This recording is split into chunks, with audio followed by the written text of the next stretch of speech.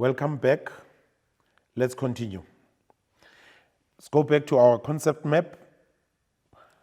Now we are doing the third part, which is parallel lines, angles formed by parallel lines. The symbol used for parallel lines is a double slash or double lines, such that we write it as AB is parallel to JK. That's how we use that symbol. And then the transversal is a line that intersects two or more lines. So let's first look at those two lines there and look at what happens there. We have two lines, AB and JK, and they are intersected by a line MN. And when that line intersects, we've made that line orange. That becomes then our transversal, so that you're able to see it different from the other lines. And then now you notice that there is an intersection there and an intersection there where those two lines meet.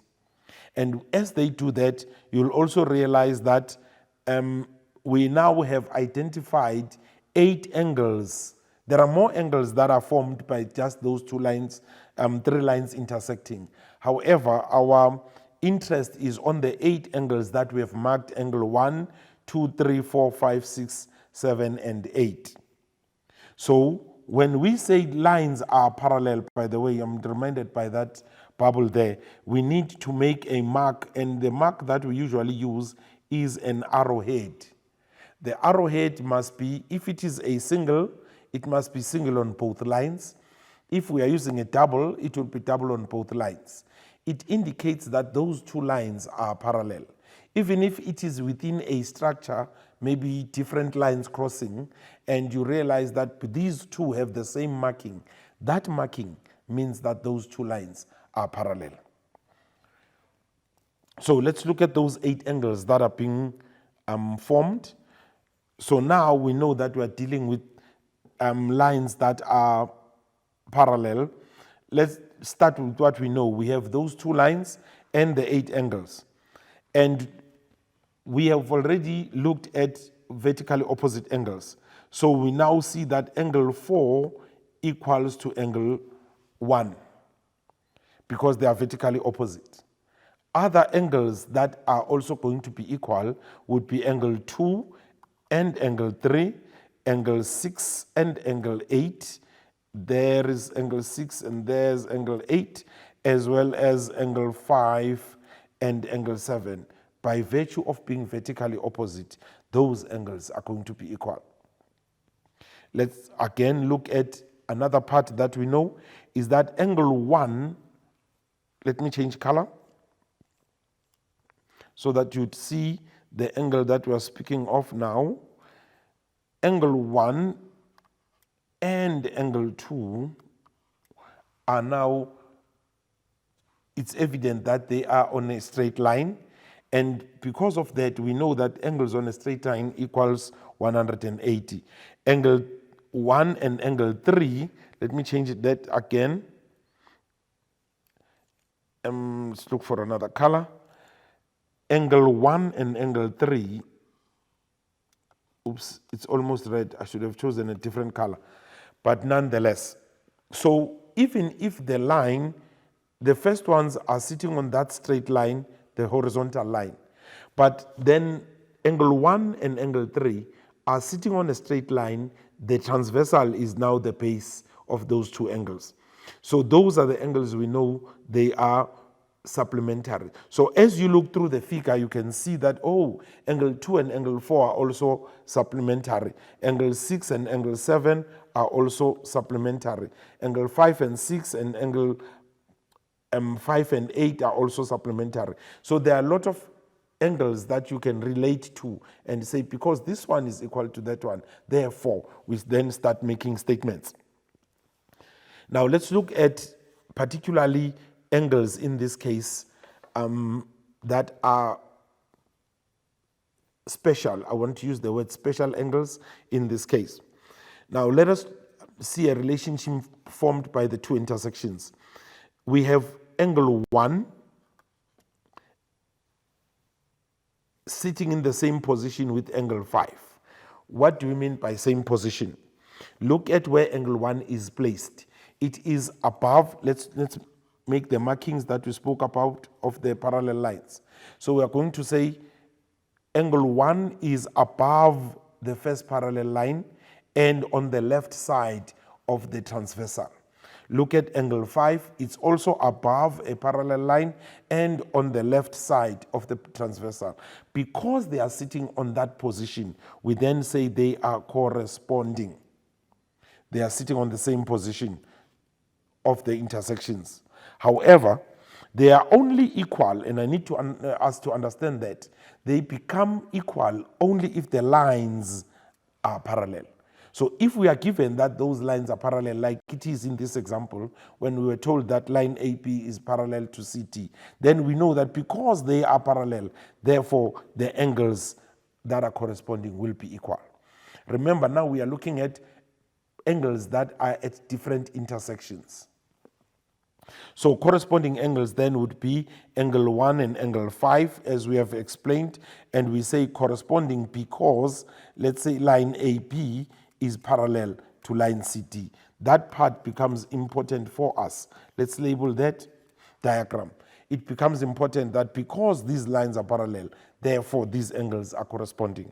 The same with angle 2 and angle 6. They are also sitting on the same position, and you can explain it as above the parallel line on the right hand side of the transversal.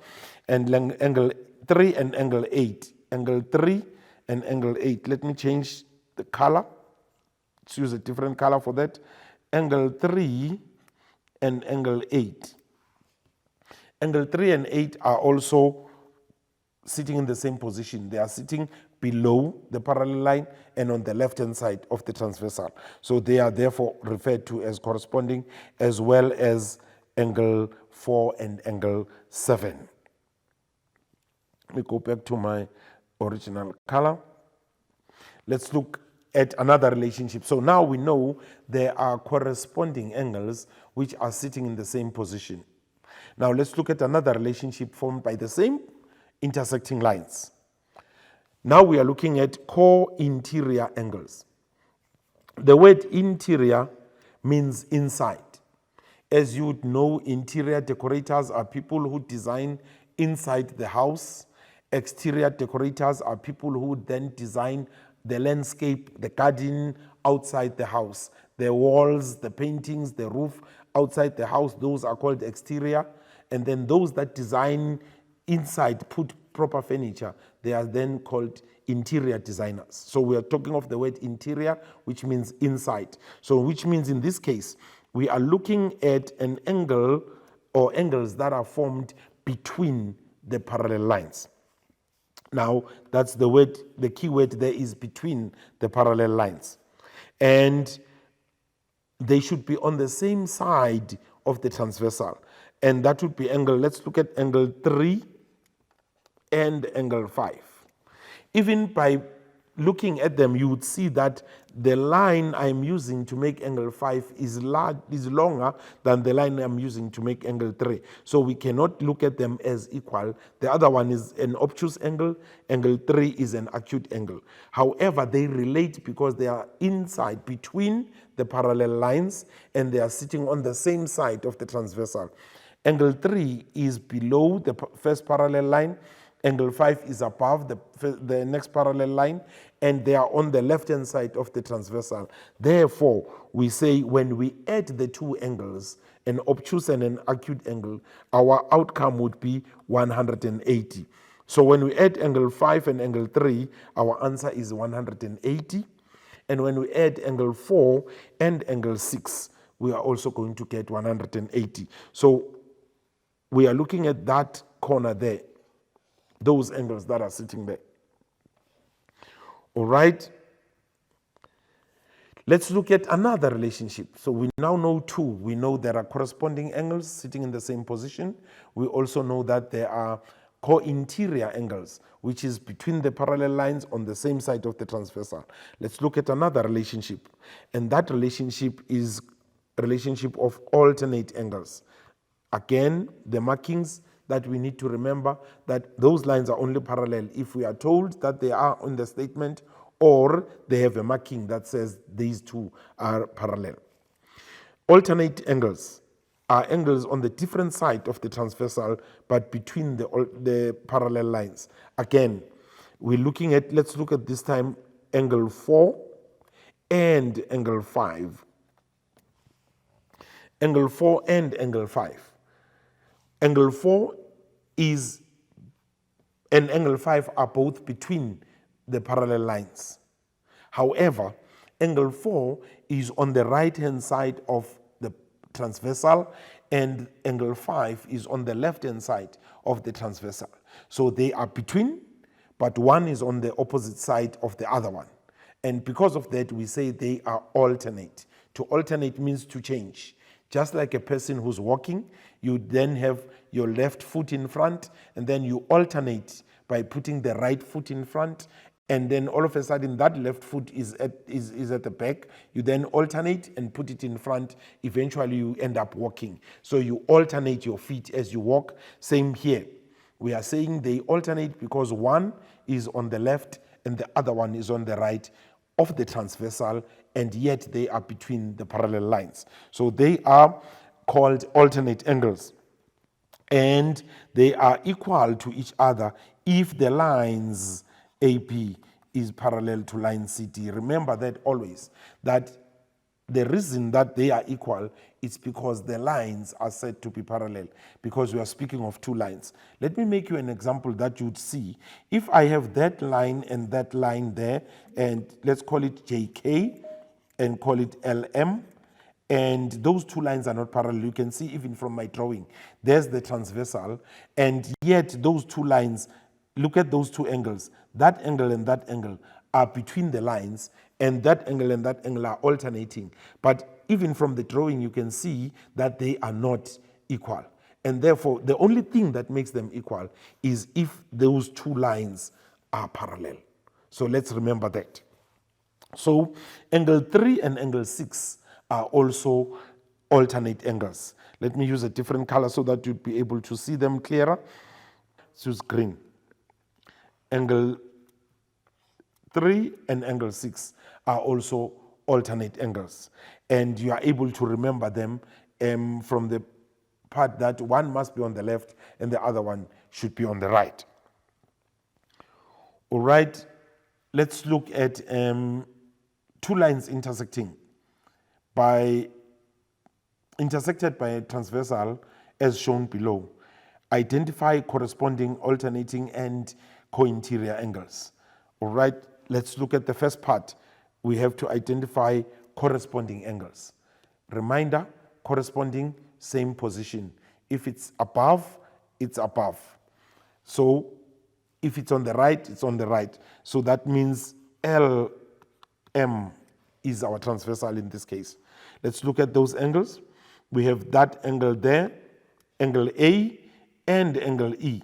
They are both sitting between, they are both sitting on above the transversal, and they are both on the left of that those lines that are being intersected. So as we look at those two angles, you are able to say those are corresponding angles. So angle A is corresponding with angle C. So we're going to say angle A and angle E, Angle A and angle E. And then we say they are corresponding. Again, you'd notice that I'm not saying they are corresponding because the lines are parallel, because there it says two lines intersected. They did not say the lines are parallel, so we cannot assume that the lines are parallel. We use the information that we have. Let me use a different color. Of course, you can then see, just before I leave that one, you can then see as well that angle B then corresponds with angle G, angle C corresponds with angle F, and angle D corresponds with angle H. And then maybe we should write those as well. Angle C and angle F, and angle B and angle G, as well as angle D and angle H. Those are corresponding angles. Let's look at the next part. Use a different color. The next part would be alternate angles. Alternate, remember, by definition, we said one is on the left or right. So in this case, because the transversal is horizontal, it means one will be above and the one will be below. So the angle above and between the lines that are being intersected. So the angle that would be above is angle C, and the one that would be below is angle G. So our alternate angles would be angle C and angle G.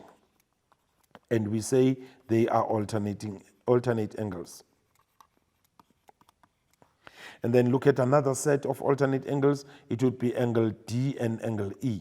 Angle E is above the transversal, angle D is below, and they're between the lines that are being intersected. So it would be angle D and angle E.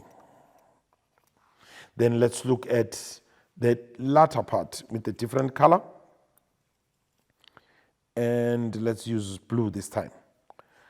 Now let's look at co-interior angles. Again, we said co-interior is angles between the lines that are being intersected on the same side of the transversal. So in this case, we are looking at that intersection there. That would be angle D and angle G. Angle D and angle G would be our co-interior angles. Co-interior angles. And then angle C and E would be forming the upper part. So it would be angle C and E. They are then also co-interior angles. All right, we've just identified those angles, and I hope you can see that the lines, when we are not told that they are parallel, therefore we cannot assume that they are. Let's look at another example. Parallel lines cut by a transversal. Just that statement informs us that those two lines are parallel and they are cut by a transversal. Let's just to indicate the transversal so that we don't, let's label it so that we know which one is the transversal. And now let's look at the angles, because our duty today is to fill in the sizes of the other angles. What do we know? Again, 120 is vertically opposite to angle B. So that means angle B equals to 120 degrees. And 60 is vertically opposite to A. That means A is as well 60 degrees. And then 60 corresponds with angle D. Angle D and angle 60 degrees are sitting in the same position above the parallel lines and on the right hand side of the transversal. So that makes D to be equals to 60 as well. Just to verify, angle A and angle D are alternate and they are both equal to 60. So then I know that my answer is correct. And then angle A corresponds with angle F, and therefore if A is 60, that means angle F is also 60 degrees. That does not look well. Let me write it lower. 60 degrees. And angle B and angle E correspond, and therefore angle E is also 120 degrees, vertically opposite to C, which is 120 degrees as well. So we have filled that diagram with all the other sizes as required. All right, let's move on. Calculate the size of the angles, the size of angle X and angle Y. They did not give us information in the line or in the sentence, but they give us information in the structure, because there is an arrowhead there and an arrowhead there. That makes those two lines to be parallel. And because of that, we are then able to say these are two lines that are parallel. We can relate to them as such. However, again, we start with what we know. Angle 45 degrees is vertically opposite to angle X. Therefore, in my writing, I will say X equals to 45 degrees because they are vertically opposite angles. Vertically opposite angles. And then angle Y and angle 45 are sitting on a straight line. Because they are sitting on a straight line, then I can say angle Y plus 45 degrees equals to 180 because they are supplementary angles. And therefore, angle Y plus 45 degrees minus 45 degrees additive inverse and 180, what we do on the left, we also do on the right. So we subtract there, and then we have Y equals to 135 degrees. That brings us to the end of our lesson today. I hope you enjoyed. Goodbye.